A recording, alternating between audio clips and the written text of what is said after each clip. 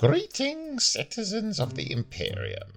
I am Edimus Black Viper, your training adept at the underhive Scholem of cool and cunning tactics.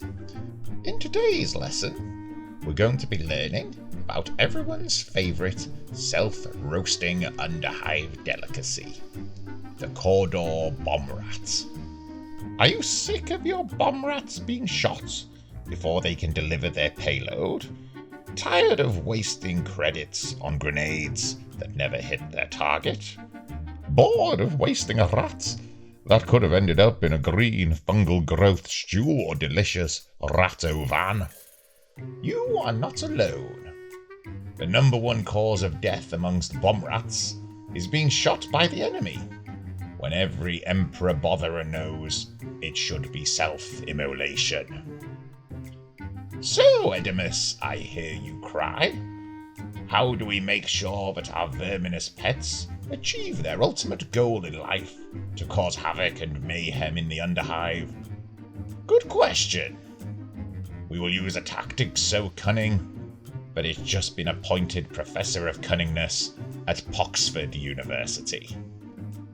You may have noticed many of the cavorting, dung-eating simpletons of the underhive simply send their rats forward 6 inches in the vain hope that they are not shot.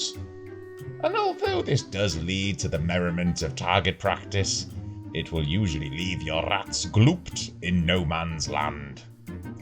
The more cunning-minded hive scummer will pay attention to the following section of the blasted rule book.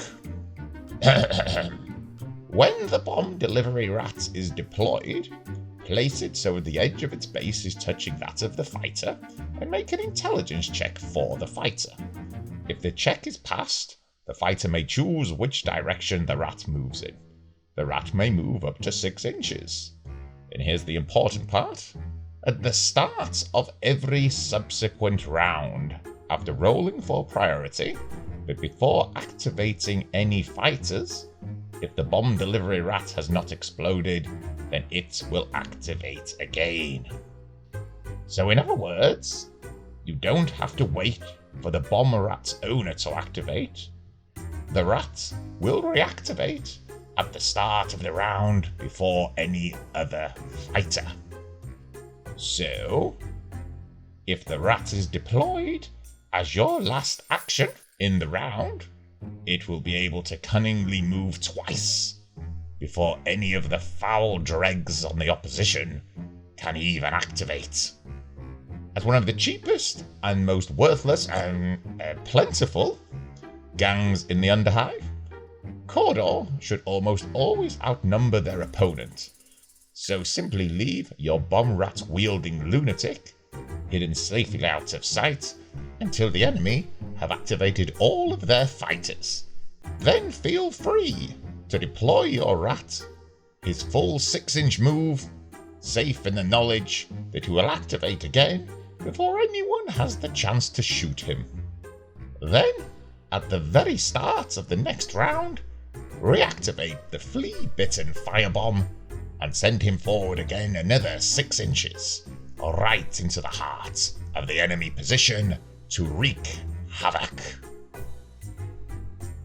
The beauty of the rat is that it can scurry around corners and through cover, so you can detonate even the most dug-in and fortified of your unwitting adversaries. If 12 inches just isn't enough, use your first action to move forward your full move before launching your rat, adding an additional 5 inches to the deadly furball's range. Admittedly, this may leave your emperor-fearing fighter stood somewhat in the open with his proverbial derriere hanging in the air, but then, they are only Cawdor. They have reserves, and if the target is juicy enough, it'll be more than worth it. So there you have it. Activate your rat carrier last, and deliver long-range thunderous explosions, more deadly than last orders at old Meg's corpse starch kebab shop. A plan so cunning, you could brush your teeth with it. Until next time.